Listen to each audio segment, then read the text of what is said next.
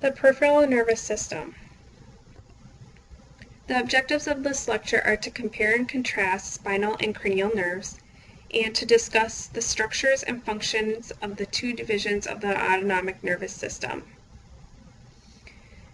The peripheral nervous system is where the nerves connect the brain and spinal cord to other parts of the body and which then constitutes our peripheral nervous system.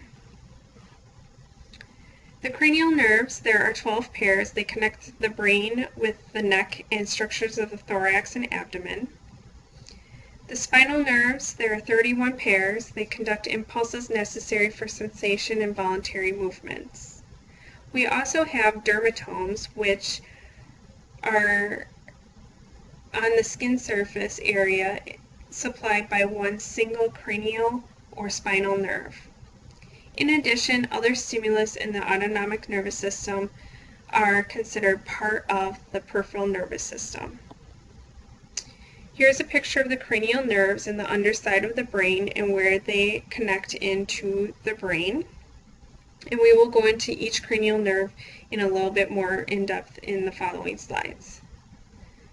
So the first cranial nerve is the olfactory nerve, which creates impulses from the nose to the brain, and its function is the sense of smell. The second cranial nerve is the optic nerve, which creates impulses from the eye to the brain, and its function is our vision. The third cranial nerve is the oculomotor nerve, which creates impulses from the brain to the eye muscles and is responsible for our eye movement. The fourth cranial nerve is the trochlear nerve, which creates impulses from the brain to the external eye muscles and is also responsible for eye movements. The fifth cranial nerve is the trigeminal nerve, which creates impulses from the skin and mucous membranes of the head and from the teeth to the brain, and also from the brain to the chewing muscles. Its main function is sensations of the face, scalp, and teeth, and also chewing movements. The sixth cranial nerve is the abducens, which creates impulses from the brain to the external eye muscles and is also responsible for eye movement. The seventh cranial nerve is the facial nerve, which creates impulses from the taste buds of the tongue to the brain and from the brain to the face muscles, and is responsible for the sense of taste, contraction of muscles of the facial expression. The eighth cranial nerve is the vestibulocochlear nerve, which is responsible for impulses from the ear to the brain, and is responsible for hearing and the sense of balance. The ninth cranial nerve is the glossopharyngeal nerve, which creates impulses from the throat and the taste buds of the tongue to the brain, also from the brain to the throat muscles and salivary glands, and is responsible for the sensations of the throat, taste, and swallowing movements and secretion of saliva. The 10th cranial nerve is the vagus nerve and creates impulses from the throat, larynx, and organs of the thoracic and abdominal cavities to the brain. It also creates impulses from the brain to the muscles of the throat and to the organs of the thoracic and abdominal cavities. It is responsible for sensations of the throat and larynx and the thoracic abdominal organs, swallowing, voice production, slowing of the heartbeat, and acceleration of peristalsis, or stomach movements. The 11th cranial nerve is the accessory nerve and creates impulses from the brain to certain shoulder and neck muscles, and is responsible for shoulder movement and turning movements of the head. The 12th cranial nerve is the hypoglossal nerve and is responsible for impulses of the brain to muscles of the tongue and is responsible for tongue movements. Spinal nerves. There are 31 pairs of spinal nerves that emerge from the spinal cord. There are 8 pairs of cervical segments, and one of the most prominent that we think of is the phrenic nerve that is responsible for the movement of the diaphragm. This nerve emerges between C2 and C5 and is responsible for our respirations, some cardiac movement, and also some stomach or digestive movements. There are 12 pairs of thoracic segments, 5 pairs of lumbar segments, 5 pairs that attach to the sacrospinal segment, and then there's 1 pair that attaches the coccygeal segment. After exiting the spinal cord, some nerve fibers from several spinal nerves braid together into a single peripheral nerve called a plexus. The major function of spinal nerves is to conduct impulses between the spinal cord and parts of the body not supplied by cranial nerves. They contain sensory and motor fibers, and the skin surface areas that are supplied by one single spinal nerve are called dermatomes. Here's a picture of the dermatome zones that consist in our body. In each line is one dermatome, and as you can see, there's dermatomes that consist on the front side of our body and then also on the back side of our body. Lumbar punctures are also called a spinal tap and is the withdrawal of cerebrospinal fluid from the subarachnoid space in the lumbar region of the spinal cord. CSF is used to reduce pressure and swelling after injury or disease or to analyze for diagnosis. A normal CSF has a slight yellowish tinge and is clear. An abnormal CSF has a red or blood tinge to it. The autonomic nervous system.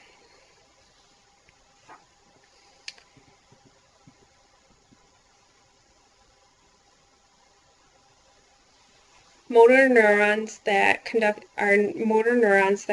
impulses from the central nervous system to cardiac muscle, smooth muscle, and glandular epithelial tissue, meaning endocrine glands, salivary glands, and so on.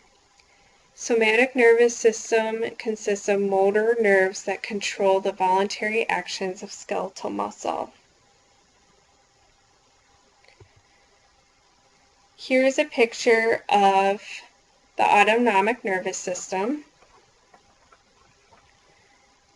In the orange, we have the sympathetic system, which consists of ganglia that are connected to the thoracic and lumbar regions of the spinal cord and is responsible for our fight or flight system, which is also called our emergency system. And we will go into some detail in a few more slides. The parasympathetic system is in the green, and the ganglia are connected to the brainstem and the sacral segments of the spinal cord. This system is responsible for our rest and digest system. The autonomic nervous system, or visceral effectors, are tissues to which autonomic neurons conduct impulses, that is, cardiac and smooth muscle and glandular epithelial tissue. The autonomic nervous system is composed of 2 divisions, the sympathetic and parasympathetic system. The autonomic conduction path, our visceral conduction path, consists of 2 neurons that relay. That is, preganglionic neurons from the central nervous system to autonomic ganglia, synapses, postganglionic neurons, and ganglia to the visceral effectors. This only affects smooth and cardiac muscle and our glands in our body. In contrast, the somatic nervous system neurons conduct all the way from the central nervous system to the somatic effectors with no intervening synapses. This happens in skeletal muscle only. On this slide shows what we just talked about. On the left side here, the somatic nervous system goes straight to the point where it needs to. And this happens in skeletal muscle only. There's no interruption. On the right side here, we have the visceral conduction where there needs to be at least 2 autonomic motor neurons involved or interrupts the path in order for the message to be relayed. So there needs to be at least 1 preganglionic neuron and 1 postganglionic neuron. So we have a postganglionic neuron here and a preganglionic neuron here in order for the message to be conveyed and relayed to the point where it needs to. And this happens in smooth muscle, cardiac muscle, and glands. Functions of the sympathetic nervous system. It serves as our emergency or stress system, controlling visceral effectors during strenuous exercise when strong emotions are present, such as fear, anger, hate, anxiety, which can be triggered. The group of changes induced by the sympathetic control center is called the fight or flight response. And in this response, it will increase our heart rate, it will increase vasoconstriction, which then increases our blood pressure, it increases sweat in adrenal glands, it decreases our saliva and digestive system, it decreases peristalsis, and it increases our emotions such as anxiety, anger, fear, hate, and those sorts of things. Parasympathetic nervous system, its function is it dominates control of many visceral effectors under normal everyday conditions. It counterbalances the sympathetic function. So here it will decrease our heart rate, increase peristalsis, and increase secretions for digestive juices and insulin. Hence why we call this one our rest and digest system. There are many autonomic neurotransmitters that are present in the brain and in our nervous system. Neurotransmitters are chemicals that continue a nervous impulse through a synapse. There's cholinergic fibers which release acetylcholine. Acetylcholine would be the neurotransmitter. And then there's adrenergic fibers which release norepinephrine or noradrenaline, which is also a neurotransmitter. There are other neurotransmitters that are present in our nervous system, in our brain, and sometimes other parts of our body. And here are a few examples. So adrenaline is responsible for our flight and flight response, which increases our heart rate, blood flow, and awareness. We have noradrenaline or norepinephrine, which increases our attention, increases blood flow. We also have dopamine, which is responsible for the pleasure centers of our brain, which can also affect addiction, movement, and motivation. Serotonin, which mainly affects our mood, contributes to the well-being and happiness. It also helps us with our sleep cycle, digestive regulation, and is affected by our exercise and light exposure habits. GABA is a calming neurotransmitter. It calms firing nerves in the central nervous system. It increases level of focus and it lowers our anxiety. It also controls our motor functions and vision. Acetylcholine is involved in thought, learning, and memory, and activates muscle action. It also is associated with attention and awakening. Glutamate, which is responsible for some of our memory, is involved with learning and memory and regulates development and creation of the nerve contractions. Endorphins are responsible for euphoria, which is generally released during exercise or an exciting time, and also during sex.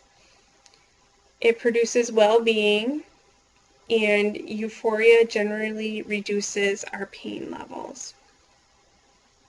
These are just to name a few. This is not to say that this is all of our neurotransmitters, but these are the main neurotransmitters. And it will be helpful for knowing these for when we go through our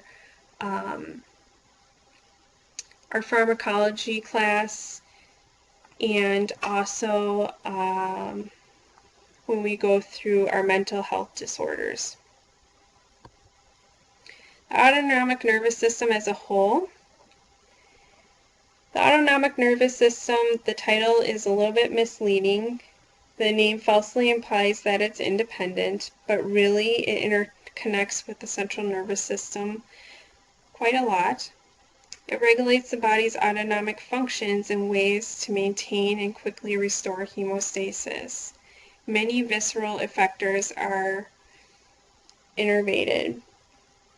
That means that they receive fibers from parasympathetic and sympathetic divisions that are influenced in opposite ways by the two divisions. So they both work together in maintaining that hemostasis.